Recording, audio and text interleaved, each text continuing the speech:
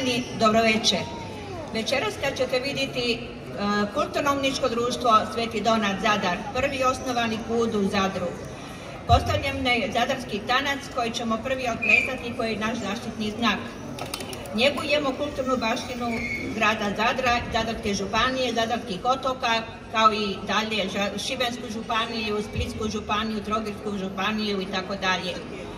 Ja vam želim ugodno večer sa nama i da uživate sa nama večeras. Hvala vam lijepa.